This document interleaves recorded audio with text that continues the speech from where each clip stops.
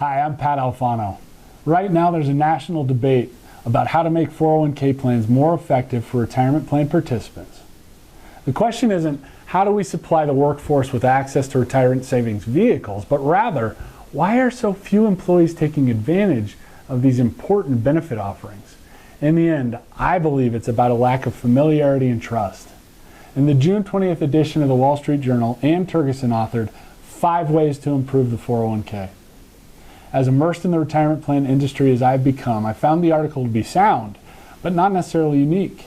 As with most articles on the topic, it presented ideas through automation and innovation for 401ks that included raising default saving rates in plans with automatic enrollment, expanding access to plans for the broader workforce that represent small businesses, and reducing leakage through the participant withdrawals and loans. The last 2 points of the article, however, helping employees save for other life expenses, college, emergency funds, and the like, and making the savings last through the employee's retirement, those come closest to answering the question that is being posed, but those still fall short of the catalyst that will help participants fully take advantage of their retirement plan benefits. Having personally met with hundreds, if not thousands at this point, of retirement plan participants in my career, I think we need to help participants take the thinking step out of contributing to their 401k. In the most automated plan designs, you can do almost everything to get an employee to start contributing to a plan immediately, automatically increase their contribution annually, and invest in a fund that rebalances for their expected risk tolerance over time so that they don't have to worry about picking their investments. The industry has made it easy, but we haven't done much to make it understandable or comfortable. The fact is that we, the American consumer and worker, invest in what we understand and what we're comfortable with. So then, how do we help participants take action with effective planning and savings behaviors? We have to start thinking about being coaches, not providers. And I think we have to focus on 3 areas. The first is to create trust. You're an employer and your employees view you through a different lens than most of their peers. Most often, you are a respected member of their networks. Acknowledge that understanding how to prepare for the future and investing can be 2 of the bigger and more complex decisions that they'll ever encounter in their lives.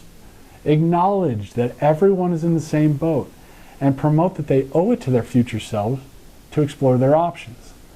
By making the retirement dilemma relatable from a position of regard, you will allow employees to trust that they can take steps to better their understandings and their future.